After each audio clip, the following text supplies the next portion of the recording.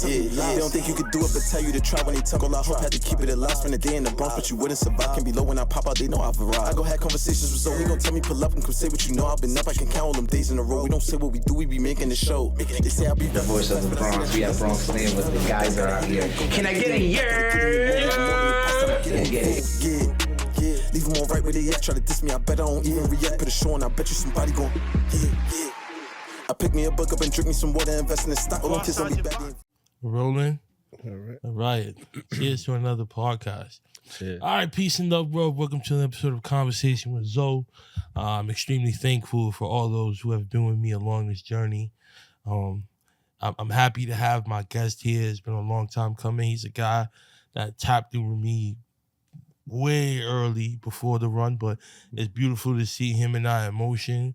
I never start the show off with shout outs, but I want to definitely, we all about the positive narrative on the show. And I always want to highlight the good that happens because there's a lot of negativity out there. But big shout out to Spill It Entertainment. She's amazing. She's doing great things. With Spill It Entertainment, she does artist development and media, full service entertainment brand, servicing growing and unknown artists, specializing in hip hop and R&B, media write-ups, events, and more. You always catch her outside at the flyest events with her camera, doing media coverage, getting great interviews with a lot of your favorite celebrities. And yesterday, she saved my ass. I won't announce the artist or but we were supposed to do an interview. I was like, cool, y'all could come to Soho, WTF Media Studios. Here's the address. Here's where I be at. Mm-hmm. Now, with WTF, I'm spoiled. You see, I show up. Yeah. So all this bring equipment thing, I don't do that. You know what I'm saying? I got a little iPad. I pull up and I'm the, you know what I mean? No, I'm the guy. You know what I'm saying? Because I got the questions, I'm ready. So when they said to me, hey, let's do it over here. You don't have to pay for the studio. You could do our studio. As a podcaster, that's telling me y'all got equipment. Right. Now, the one email, they answered all my emails, but the one email they didn't answer was, how are you guys sending me the content? Whether it's WeTransfer, Dropbox, like, how am I getting that back? Nobody ever answered it. I show up. Spill It Entertainment is heading out. They asked me where my equipment is at. I said, I don't have none. I assumed you guys had one. You guys said this was a studio. Mm-hmm. And Spill It stood and recorded my interview. Wow. Shout out, yo. You feel me? Go shit. So, shout out to, being great, kind, being good to others, cultivating these relationships in the podcast space. I got a whole group chat with like 50 podcasts in it. That's amazing. Where we, share content. A lot of those people have been collabing. A lot of those people have started to record here. Mm-hmm. So I'm just happy to be bumping into people. And man, like, I was so happy to see her. And she could have left. She could have been like, yo, I gotta go, yo. But she held it down for like another 40 minutes for me. So I'm super grateful. Shout out to Spill It Entertainment. You know what I'm saying? First couple minutes of this episode is about you. I appreciate you, sis. You're a queen. And whatever favor you need from me, you got it. Feel me? But now, we got my man Sean Williams in the building, a.k.a. Kid Flash. Yes, sir. My boy. How you feeling, man? How you feeling, man? I'm been good, man. I can't complain. You know what I'm saying? It's been a long time coming. You know what I'm saying? Like you said, we've been rocking for mad years. I love to see the growth. I can't believe, like, it's this full circle moment that we have right now, bro. You know what I'm saying? That's a fact, man. That's a fact. To be here. Thank you. So listen, man, we got the multi-platinum cover artist, animator, painter, CEO of Flash FWD Productions, LLC. Yes, sir, Ski. You know what I'm saying? And that's like, did you think going into this that it would become all of this?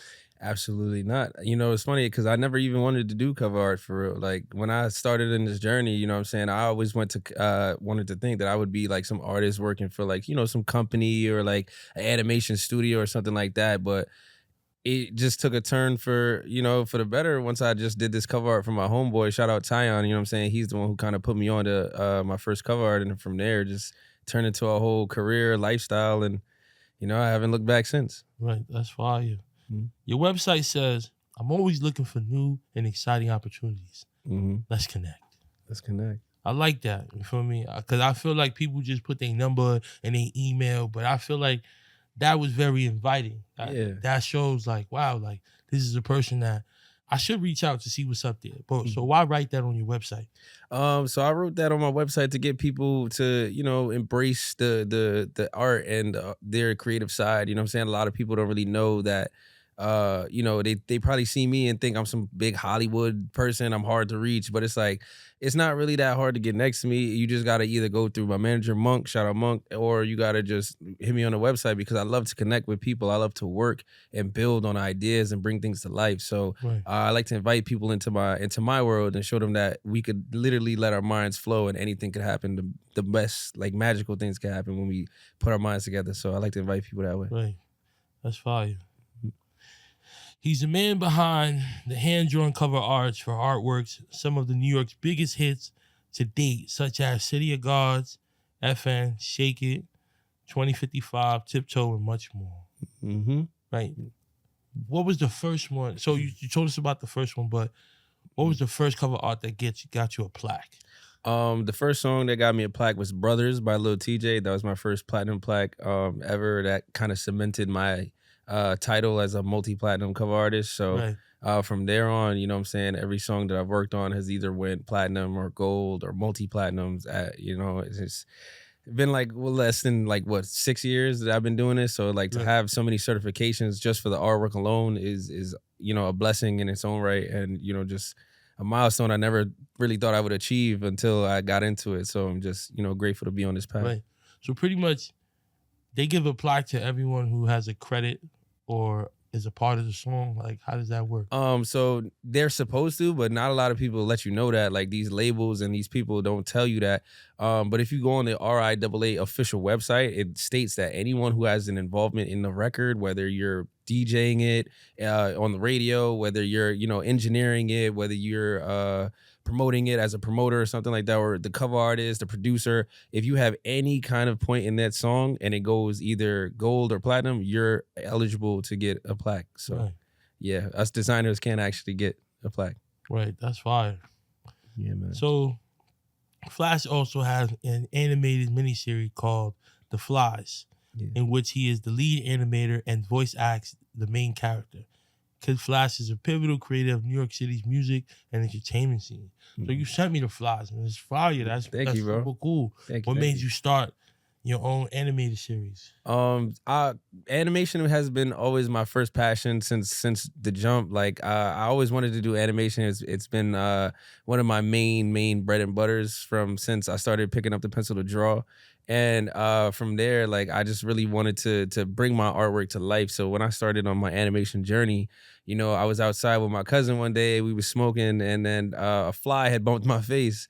And he just made a little funny joke saying like, yo, Fake did like a parkour trick off your chin. And I was just like, yo, that's mad funny. I should, we should animate that. Right. So I went upstairs, later on that day, and then I animated it, and it came out to be the first episode. And from there, I was just like, yo, this is crazy. I did it originally in 2019. And then from there, I made like around 50,000 views the first time. So I was like, okay, this might be something I could work with. This might be something people want to see. Right. So I put it out there. And then over the years, I've been building it up, doing more episodes. So the first season is out right now on my YouTube and also on my website. And I'm working on season 2 right now. So that's super cool. I was talking to Spider Cuz about you. Oh, word? So I got shout out Spider Cuz. Yeah, I gotta put you guys in contact. Yeah. See what you guys could work on. That'd be pretty cool. Word. So where are you from? I am from East Orange, New Jersey originally, but I have a lot of ties out in Brooklyn. I was all my family on my dad's side is out there, so kind of raised in both, but originally from East Orange. Right. So describe your childhood. My childhood was very easygoing. I didn't really have too many problems growing up. I was in a Caribbean household, Guyanese to be exact. Right. So I grew up with pretty strict parents, so they didn't really have me doing no wild stuff out here. Right. You know what I'm saying? I just went to school, kept my head down. You know what I'm saying? Just doing the art thing, and then it took off for me. So I had a pretty good upbringing. So shout out mom and dad. I was talking to my guy Ivan, Chillis Podcast. I was never a drawer or nothing like that, but in 2001, I was in 4th grade. That was like, I don't want to say the height of Dragon Ball Z or new, but You know what I'm saying? It was the thing to watch at the Hell time. yeah, feel me? Dragon Ball So Z's fire. I remember him having I was tracing it and then coloring it, but he was actually like just like had it like next to it and was like, so that's what we would do in the back of class. Yeah, man. And you know, I was talking to him about you earlier, and I'm like, yo, like me interviewing Flash and doing my homework on you, it really brought back those memories of drawing in the back of class with Ivy, you know what I'm saying, Dragon Ball Z. I don't know the creator, but rest in peace to Akira Toriyama. Yeah. You know what I'm saying? Rest in peace And to add on to what you was just saying about the Dragon Ball Z, that's actually how I first started learning to draw. Me and my cousin Trendy used to fill up notebooks with just Dragon Ball Z characters, making our own versions of like Super Saiyan 5 and all these kind of crazy characters. So to hear that story is kind of like also bringing me back to a time when I was like super bad at drawing, still learning. That's when I like really got my you know, art dues as far as like just learning and how to get better and create characters. So that's super cool. So when did you start drawing? I started drawing when I was 10 years old, in the 5th grade. Yeah. Right. And was that out of curiosity, or it was like something that you just enjoyed doing? So my boy Taysir, he used to come to school every day with a notebook and a pencil, like a sketch pad. And we would be at the lunch table just drawing, like, you know, he had his own little characters. I think his character at the time was called Ubery or something like that. It was his mad fire. It's like this yellow fox looking character. Right. And from there, like, you know, we all just kind of like used to look at his characters and be like, yo, that's fire. So our little friend group used to draw and just kind of like doodle and make sketches and stuff. And then from there, they fell off of it, but me and him used to keep it up for the whole, from 5th grade to 8th grade. And then after we switched schools, I just kept it going. And you know what I'm saying? I thank him for you know, putting me in that inspiration, you know, in that direction, you know what I'm saying? Because without him coming to school with that pencil and paper, I probably would have never even thought about drawing, to be honest. So. Has your artwork always been embraced? Yeah, actually, now that I think about it, yeah. It wasn't really a time where my art hasn't been like not embraced or hasn't been like shown off or like loved by people. I would say more so when I first started, because obviously, you know, I'm still starting. I'm not really taking it serious. Right. But over time, as I got better, people just kept noticing and like, yo, this is good. This is really good. You should keep going. And as I keep going, I'm still getting better, even to this day. Like, people might think I'm a perfectionist now, but I'm always finding new ways to get better and improve. Because you're never perfect at anything. You always got to be a student of the game. So. Right.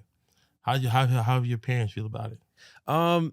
At first, they were kind of like, they didn't really know what it could turn out to. Like, they always wanted me to chase my dreams, and me and any of one of my siblings, they want us to chase our dreams and our goals and stuff. But for the most part, it was just kind of like one of those things where they just wanted to secure my job first in a 9-to-5 realm more than the art realm. Right. So they didn't really support it at first until they started noticing like how serious I was taking it and how far I was starting to get after everything started picking up for me. Right. So yeah, they were on board on the low end until they noticed that, yeah, like he could really do this. He proved us wrong type stuff. So. Right.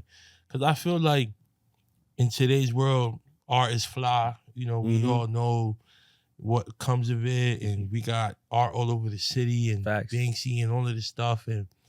But sometimes, you know, kids, high school peers, they could be like, oh, nah, he's weird or whatever. It's like they kind of like downplay something that's like a skill and a talent. Right, right. You know what I'm saying? So all the kids out there, to all the artists and painters and sketchers and all that stuff, I don't know how you say that, but do what you do. That's a fact. You know what I mean? Do what you do. Because I know regardless of what you're doing, whether it's positive or negative, everybody always going to have something to say. That's a fact. No matter what. So at the end of the day, you got to live with it. So might as well do your thing.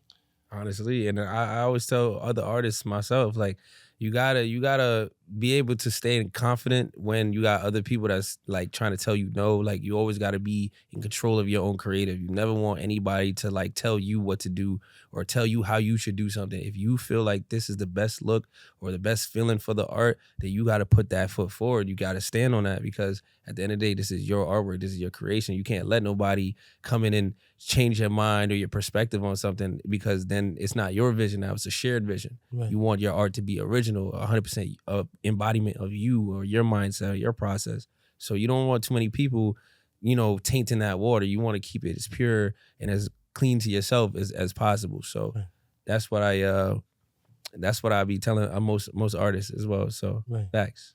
I mean, I've helped a lot of people in this podcast space, but people feel like you're just gonna put content out there, you're gonna drop an episode, and boom, here we go.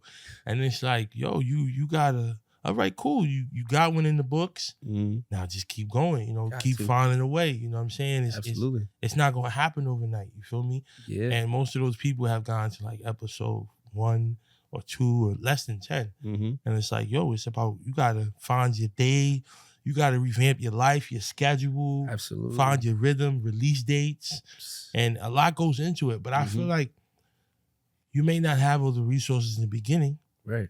But along the way you'll find it. Absolutely. You know what I mean? And if you're going the right way, things are gonna align. And if it doesn't work out, at least you try.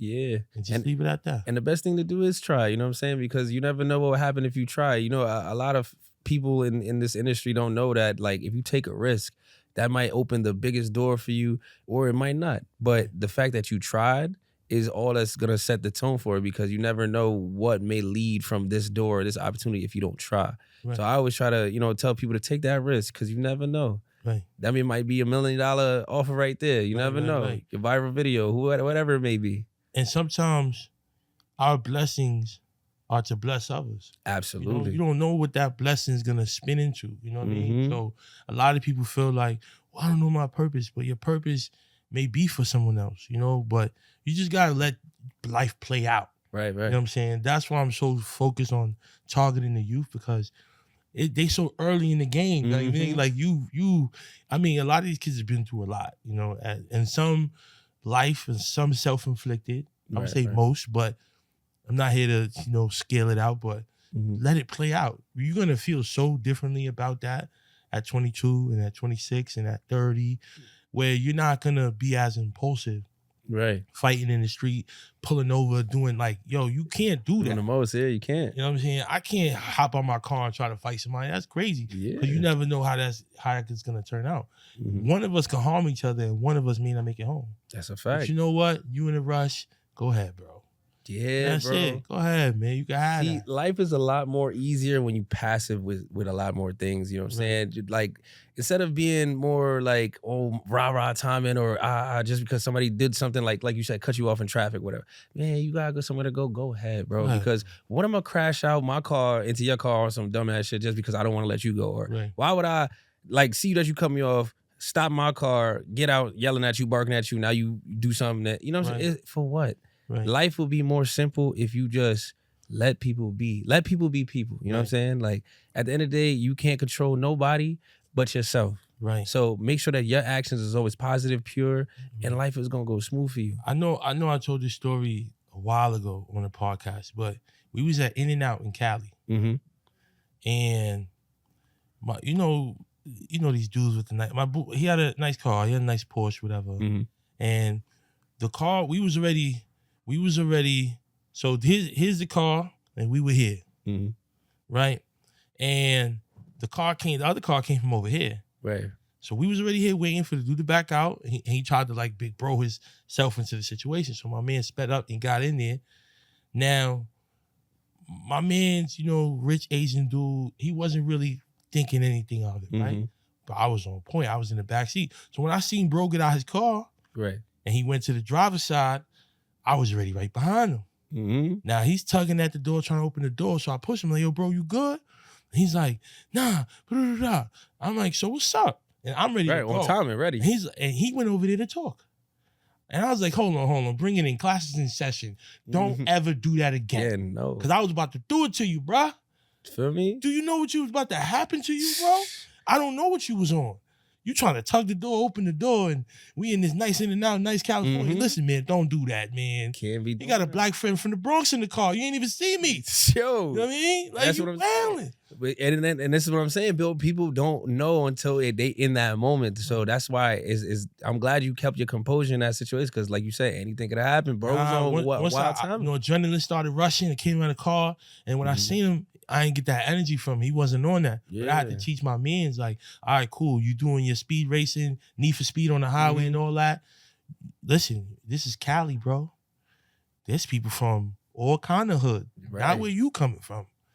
You don't know what homie got on his car. That's a fact. Feel me? So all of that pulling up, and I had to give him that life lesson. So it's like he's able to help me, re-risk that poor dad, Zoe, and invest your money in his credit. He's teaching me things, but I also have to teach him things on street politics and things you don't do and being more careful, because it's like, bro, you not thinking that. Exactly. And you might run into, own boy from Inglewood. He might back out on you. And you never know. And you never know. But you was like, you really think? Yes, I think that. There's always 100%. I think that, So we all can learn from each other, regardless of walks of life and things like that. But absolutely, that was crazy. You feel me? Yeah, man. So how's the business in the cover art world?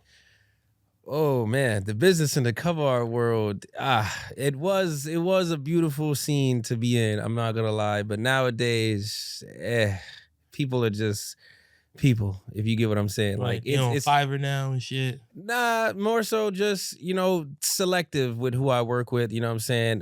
Me and my business partner Monk. Actually, he's right here on the couch. Let me shout out my brother Monk. Right. You know what I'm saying? We handle a lot of business as far as like being selective, as I said, just making sure that those who are loyal and down can still get the same Flash as everyone knows and loves, and everybody else, we kind of just weeding them out, you know what I'm saying? Because not all good money, not all money is good money, like they say, you know what I'm saying? So I don't want to really tie my name or my artwork or my brand to like certain people with certain narratives or certain things going on, because I just feel like I'm pushing a certain positive narrative, and a lot of the things that's out right now is not so positive. Right. So I would like to keep my art as pure as I'm trying to keep my soul. So respectfully, the business right now in the cover art scene is kind of not dead, but dying. Right. Just like the hip hop industry is low key dying, you know what I'm saying? Right. So it's like, it's best for now artists in my lane to like switch genres as far as like different types of music, because it's not only just hip hop. People only think it's hip hop. Nah, you got jazz, you got Latin, you got all these type of different genres that also go platinum, get Grammys and stuff like that. So I would say the hip hop side of the business for cover art is kind of deadish, but other genres or other lanes is good. It's gonna be like Flash. Flash, you know what I'm saying? Like I might do the next Alpha album or Bad Bunny joint. You know what I'm saying? So I'm trying to, we working on some things. Yeah, you might start getting shoutouts from the Alpha and all that. J1 and all that. Yeah, man. So let's work it out, man. Call Monk, you know what I mean? So right. So how's it work? It's like back end money, royalties, pay up front. Like how does that work? It kind of depends on the situation and the person, but most of the time it's more so, contracts, formalities and stuff like that. Getting percentages and you know what I'm saying? More so trying to go for points now, but normally percentages as far as like marketing and stuff like that, because the cover art, as you know, is just bare promotion and marketing and stuff like that. So percentages from that is more so the route now, but we don't really do too much work for hires. Right. Yeah, so. How'd you end up on City of Gods? So my boy Lou, he used to be the senior vice president of A&Rs at Columbia Records. He called me one day randomly in the morning. Was like, yo, bro, I got a song. I can't tell you who's on it, but you got 2 hours to make this deadline. You got me? I'm just like, I bet. No time at all. So you just sent me 3 emojis. You sent me the snowflake emoji, piano keys, and a teddy bear emoji. And it was like, just do something. So I had 2 hours, those 3 emojis, and I had to come up with everything. So I did a couple drafts. They was liking it, but Kanye was the only one that was kind of like giving like a little bit of pushback on the cover art. So I'd made one more final draft, which is the final version that we have now. And they went silent for hours. I went out to an event hours later, and then come to find out when Fabio posted that night, City of Gods was the second post on that post, like my cover art. And I was like, oh my gosh, like they really used it. Right. And from there, you know what I'm saying? The song went up. It's gold now. They sent me a plaque for it, and the rest is history. That's fire. I think that record's gonna keep going. Yeah, man. You know what I mean? So every time it reaches a new level, you get a new plaque. That's a fact. The same record. How many plaques do you have? Physically, I have around 10. In tour, and I got more in the way. And as far as like stacked up, as far as per song, at this point now, probably over like 25 going on 30, like somewhere in that range, 25 to 30. You should plank on your plaques. plank on your plaque. I don't think they can hold my body weight. They might break. But yeah. Yeah. And how did you feel when you got your first one? When I got my first one, I actually didn't really know what it meant, to be honest. Like I felt good. Like I felt like super confident and happy that I was able to finally get something to like show my achievement in this world. Like I've been doing cover arts for years before I got up my first platinum plaque. You know what I'm saying? I've been doing cover art since 2017. I got my first plaque in 2021. Right. 2020. So you know what I'm saying? Being on this journey, I was never expecting it to happen so fast and so abruptly. But when it happened and it came to me, I was like, yo, this is dope. This is my artwork. This is me. And to see that 1 million people at that time seen it, you know, now it's billions of people seeing it now. But it's like to know that was me and that came from my hands was just an honor and a blessing. You know what I'm saying? I give all grace and gratitude to God first. And you know what I'm saying? The more they kept coming in, the more I was just like, all right, yeah, this is real now. Because at first, you know, when you first get a platinum plaque, you don't really, you know, especially because I'm not an artist, I'm not a rapper, you know what I'm saying? So I don't really know what it means to have one with the weight it held for me. And then my boy Flip De Niro told me like, yo, bro, like this shit is a serious thing. Like you having these platinum plaques and all that is like crazy leverage for you, bro. You got to start using that. So once he put it in perspective for me, then I started realizing, oh, so this is not just a regular like achievement or like this is kind of like a milestone thing. So it's like now I have this mindset, now I have this new energy, and I've been moving on that type of time, and since then, you know. Right. Very tasty, cheesy, oniony, all of the above. One word to describe it, scrumptious, right? We from the town, so we just gonna say pause first, but it melts in your mouth. You just love it. You know what I'm saying? I wear this shirt to sleep. How much I love 7th Street Burger, man. It's near and dear to my heart. You see the logo? It's near to my heart. That's how we do it, man. Peace. I mean, some people say that they've never won a Grammy or been nominated, right? Mm-hmm. And there's people with 0 plaques. Yeah. Like, and you can plank on them. It's planking on the plaques. Right? We're gonna put that on the hoodie. Yeah. We're gonna split that. That could be an animated. You could do the animated version of that. That's what I mean. Planking on the plaque. Yeah. So, you know, as always, you know, I like to go to Twitter, right? So, new plaques, new money, new deals. Summer's about to be a movie. It's super lit. It's super lit. Just know that we got a lot of heat coming. They think we sleeping. They don't think that we got things going on. Let them keep thinking that. We're gonna have a rude awakening for a lot of people real soon. So let them sleep. Right. And is there like drawing? So you know how like people do like singing exercises? Are there like drawing exercises or like? Oh, absolutely. Every morning I wake up at 6 a.m. Sometimes before, take my sketchbook out and I'd work on life drawings. You know, I would draw either my wifey, you know what I'm saying, do like life drawing studies of her. I do cityscape drawings and stuff like that, drawing the buildings around my neighborhood, going to the park. Sometimes I go out for morning jogs and morning runs and I take my sketchbook with me and draw the park, you know, sceneries and stuff like that, just to keep my pen sharp and my mind even sharper. Just learning how to get more realistic with things and stuff like that, textures and all types of things like that. So a lot of sketching and drawing exercises early in the morning. Right, that's super dope. I feel like that could translate, and one of our young lads out there could probably apply that. You know, that you gotta be consistent with this. Absolutely. You know I know as far as me in speech, I was a keynote speaker a few years ago at a golf outing. Oh wow! And they taught me these like mouth exercises. So I always do them to make sure I enunciate. I read out loud. I do things like that to make sure, like, when I'm on the mic, you know what I'm saying? Everything comes out the way it's supposed to. Right. You know what I mean? This is a retweet. You can't bring somebody up who don't want to level up, but they can definitely bring you down to their level if you let them.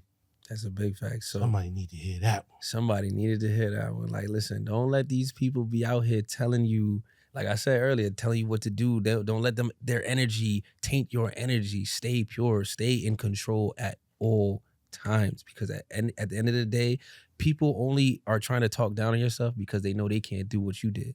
They know they don't have the same talent or the same skill or same work ethic as you. So they want you to now feel down about yourself so they could get a little pick-me-up, so they could feel better about themselves. Because seeing you down makes other people feel up, which is so backwards to me. Because as a people, especially, you know, black people to black people, we have to uplift ourselves first. They already put us down in all these other communities, all these other races, and all these other views. You know what I'm saying? We need to come together as a people so we can start building us again. You know what I'm saying? It's only going to start with us. If we don't start with us, where we going to start? So, you know about Slice of Excellence? Yes. Read the text there from. So how? Okay. Read it. I want the people to. So it says, "How can I be on the show? You got to give back to the hood. Give a nigga a little light, LOL." Like, so that's one of the big homies from my block. Right. What we talking about? I got a whole nonprofit. Yeah. Get back every day. We had pizza parties today. Mm-hmm. You know what I mean? For 45 kids that got over 90% on their science exam. Nice. I don't got to be there to send pizza. We send Right. pizza every day. Mm-hmm. You know what I'm saying? Every week we showing love to somebody. Now, that to me was like, bro, you drive a taxi and you release a song every year. Come on, like, there's no, I'm saying, like, what are we doing, young brother? No, I feel You know what I mean? No disrespect, but it's like, you aren't really doing this music. We got a solar eclipse Right. before you drop the new record, bro. That's tough. Like, come on, bro. You let the moon go in front of Yeah, like the whole before you world drop the shifts whole and all tape. that. Like, Yeah, man. you know what I mean? ain't gonna So lie, bro. Like, there's no traction. right. You know what I'm saying? We know you rap, we know you nice. Mm-hmm. You ever seen the movie what's the movie? Tupac. Is it Juice? Yeah, You know the part where Queen Latifah's there, yeah, you local. You know what I mean? I remember that. You know, he's like, yeah, you know, I be doing family parties, you know, making tapes for my boys, local. DJing parties. She's like, yeah, local. Like, Yeah, nice. like people don't know. It was so subtle, but that's like such an iconic moment, bro. Like, because she just brought him right down the back to earth. Like, Yeah. but it's like, bro, I will show light. And for everybody that know me personally, like my nickname Gordy, everything, like, listen, this beautiful studio costs money. Right. And all I do is tell y'all, Monk, you could attest to this, the price of the studio. Right. So I'm not charging nobody. I'm just telling you, I pay to be here. Yeah, exactly. Right? Sponsorships on the way, but I pay to be here. Mm-hmm. So, hey, you want to come promote your record or whatever you want to do, then just pay for the studio. People have paid that and then some. Right. So I'm giving niggas the homie discount. And the homie discount offends people. See, and me and Monk was just talking about this the other day. It like I said, you gotta really prove yourself to get that homie discount, because a lot of people think that just because they know you, they grew up with you, they used to know you back in the day, that they could just come around now and just be like, oh yeah, I know you, or we cool. What's up with a little discount? And it's like, look what I'm willing to do for you, yet you're not willing to do anything in return for me on the same level or and then some. You know what I'm saying? If I'm giving you something, it gotta be a mutual give and take. Right. You know what I'm saying? I can't give you more and then I'm just getting the shit end of the stick. That's not, how's that fair? Right. Where's the balance in that? See, a lot of people like oh boy want you to give him the spotlight, to give him the shine, because he see what you got going on. He see your podcast going crazy. But what is that gonna do for you? How is that gonna help you? If you got to give him the studio, which you have to pay for, you're going to give him the light, which is your platform, which is your viewers and your opportunity. And what is he doing? Nothing? Just besides, yeah, yo, shout out my boy Zoe. Thanks for bringing me on. What, bro, I get niggas just tell me that every day. Like, listen, trigger warning to the audio listeners.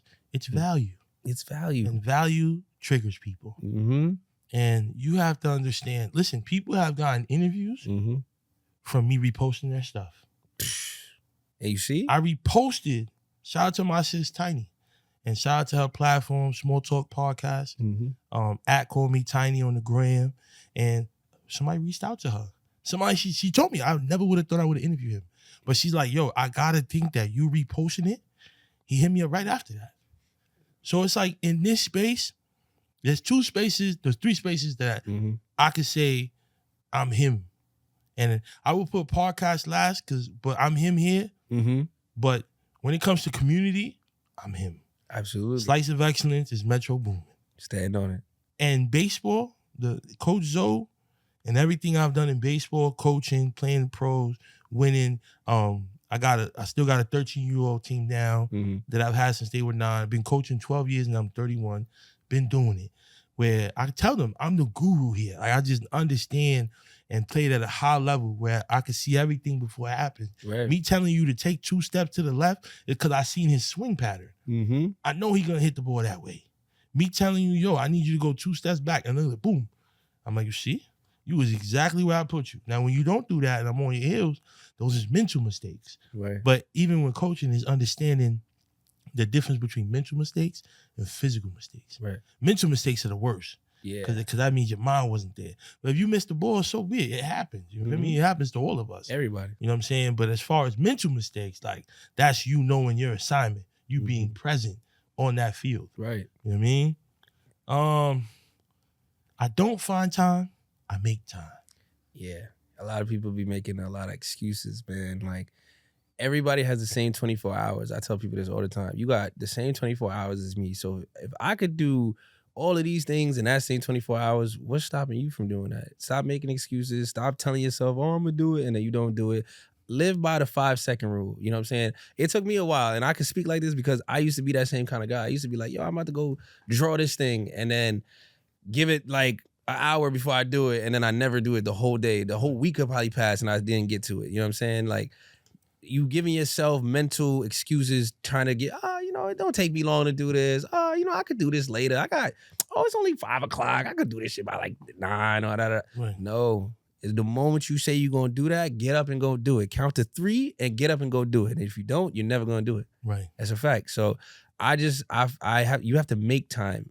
The time is not even a real concept. If you know, you know. Right. But like time is not a real construct. Time is what you make of it. Your consciousness is your time on this earth. Right. You know what I'm saying? What you put your mind to will be how you spend your time. Right. So if you spend your time bullshitting and doing nothing, hey, you got nobody else to blame but yourself. Right. But if you spend it on a reverse side of the coin, like I said, there's 2 sides to every coin.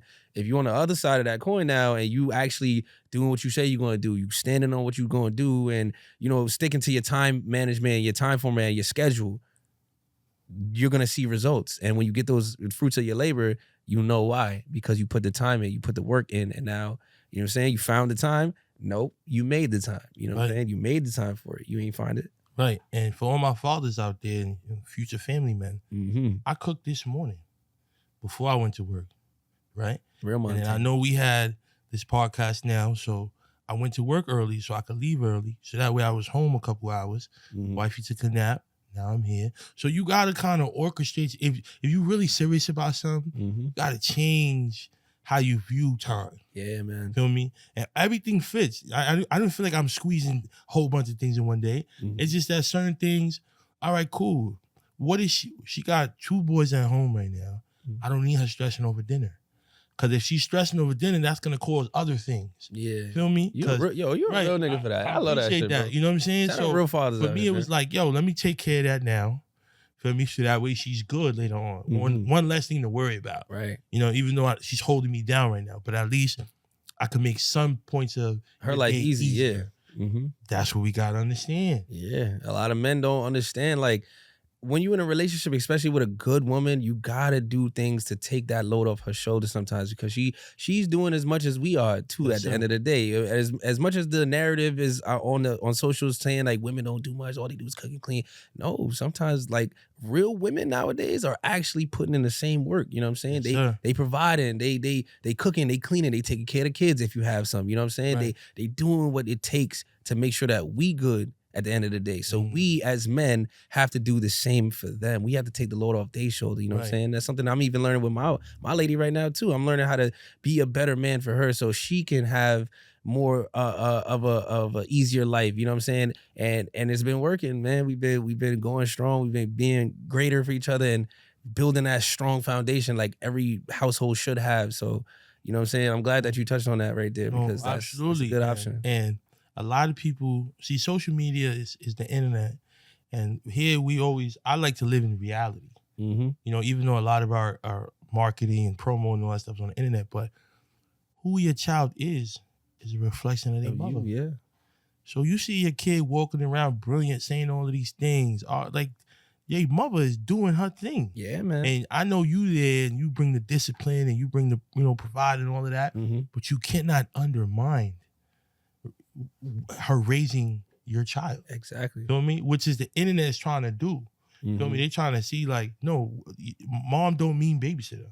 Mom means mother. Yes. Right? Nurturer. You feel me? So we don't fall for that narrative, bro. You know what I'm saying? It's like, my players are 13 now. So, they talking about girls and, you know what I mean? And he's like, yeah, I'm in the snow bunnies, coach. And I'm like, here we go, man. He's like, nah, and light-skinned baddies. I'm like, bro. Oh, man. Part of my friends, but a bad bitch is a bad bitch, bro. What are we talking about? Like, don't conform to this skin thing and what Instagram is pushing at you and nah, because you still gotta have. I said, all right, listen, go up to that girl and talk to her. And he froze up, but because you looking to DM her, right? You gotta have a little 30-second elevator pitch, young blood. You know what I mean? You know what I'm saying? Come with your best line. So this isn't about these colorism and all of this stuff that's pushing, even to a 13-year-old kid. What are you talking about? Your mother don't look nothing like that. Come on now. You know what I mean? So now you saying you into snow bunnies and light-skinned baddies and all this stuff. Like, this isn't a music video. Feel me? Even the music video is to get you to like the song and vibe and have a visual, but it's not to say, oh, well, this is what beauty is. You know what I'm saying? Right. And we hope not. You feel me? So yeah, because right now they glorifying all of this, like, BBL nonsense, getting surgeries and all that. Like, no, man. Like, that narrative is dead. It's been dead to me, and it should have been years ago. But what they pushing now is folly. You know what I'm saying? It's foolishness, because at the end of the day, a real woman would never carry herself like that. Would never take herself outside with like a 2-piece on, bathing suit, walking as if it's like regular day clothes. You know what I'm saying? Nah, like, that ain't no real woman. A real woman, you know a real woman, you can tell that. I've been saying this, and I'm going to continue saying this. I ain't never hear my mother call herself a bad bitch a day in my life. Never. Never. And that right there is a woman of a woman. Top notch. You feel me? And that right there is something that, it's like real niggas and bad bitches. Like, that's what rules the world right now. And it's like, yo, like, that's not it. That's a mindset that's being sold to you that does not translate. You know what I'm saying? And this is good because it goes with my next tweet. And I don't know if it's hope it don't stir up no trouble in your home. I hope it's about her though. It says my girl is cuckoo for Cocoa Puffs about me, and I love that. Oh, yeah, absolutely. All right, cool. So it stands, baby. You know what I'm saying? That's how you feel, baby. Love you, baby. Yeah, love you. No, but that's how I know, because, you know what I'm saying? And I ain't gonna lie, I never said this on any of my interviews or podcasts. Like, a lot of the women that I used to have back in the day, going through my little lifestyle of being in this industry and being Mr. Kid Flash. Yeah, you know what I'm saying? Covering more than art. You know what I'm saying? But I realized that path was just not it, bro. It wasn't it. You know what I'm saying? And most of these women, I wanted them. They never wanted me. But when I met my girl, you know what I'm saying? Shout out wifey, I love you so much. She chose me. She wanted me. We met on some natural shit, bro. I never even told our story on any kind of interview, bro. I met her one day at the beach, bro. It was a beach party down the shore. You know what I'm saying? It was just a regular day. I was with my bro, Eric, and we was drunk as hell. They was drunk as hell. So I'm just thinking like, oh, we just met each other. We bumped each other. We just had a little vibe. I got a number. That was it. I ain't speak to her for months after that, bro. We just had little side texts here and there, or just little messages on the gram, and that was it. And then one day she just took a chance on me, bro. We went to go see a movie. We went to go see Smile. That was the first movie date we went on. And from there, she been stuck with me. And she chooses me every day. She wakes up and actively chooses me. She go cuckoo for Cocoa Puffs over me. Over the slightest little things and shit like that. And even though it'd be annoying, but if you, fellas, if you got a woman that's out there that's like that really cares about you, that just like really, really wants you to be all about her, be all about her, bro. Because at any point in time, she could be with some other nigga. She could be doing something with somebody else. But if she's waking up and choosing you, you lucky, bro. You lucky. You gotta understand that and keep and hold that down. You know what I'm saying? Because that's rare, especially now with the niggas and bad bitches. You ain't gonna find nobody like that, because these bitches feel like, oh, the moment you do one thing they don't like, they on to the next one, or they in the club again, popping bottles with this nigga, popping his chain. Man, no, bro. If she choosing you, bro, stay with her. Choose her too. y'all gonna be good forever and ever. It's a good tweet, baby. It's a good tweet. Good tweet. Speaking of popping bottles, right? Got a story for you. I'm in Austria. Okay. Playing baseball, Lit. right? Met a little shorty on a tenderoni, Mm-hmm. right? I had to get off the online dating. It's a cheat code. Yeah. I'm too swift. I'm like Donnell Jones and Genuine with a hint of Jodeci. You know what I mean? Like you can't put me on those because you know I'm a coach, Right. so that shows nurturer of kids. You know, Leadership, educated, athlete. It's a cheat code on it. Yeah, man. But I'm overseas. I don't know German. I'm trying to find. And a lot of the girls just took me to museums and art and this and that. Show me all the cool stuff. Mm-hmm. But anyway, this girl was a toddler. You know what a toddler is? It sounds familiar. Yeah. She's a young toddler. You feel me? Mm-hmm. And I didn't know that completely until we didn't have many interactions. Mm-hmm. But tell you this though, for all the young fellas out there, take it easy on adding a girl you just met on every single platform, yeah. right? Because when things went left, I had to block on WhatsApp, Facebook, Snapchat, Instagram, and the list goes on. You know what I'm saying? It was oh man, headache. But we go to a club, right? Mm-hmm.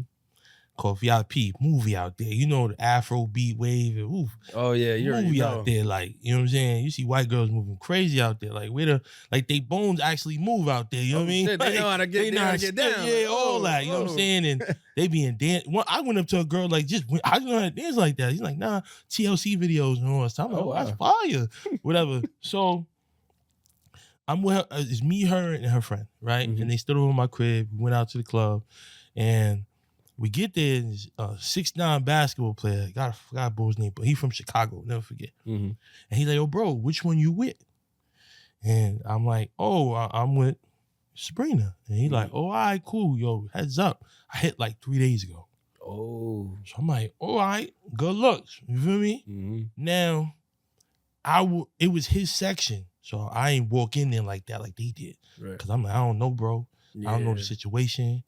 I got a couple euros on me, but I don't know the situation. So let me, but luckily for me, he's basketball player getting paid 15,000 euros a month.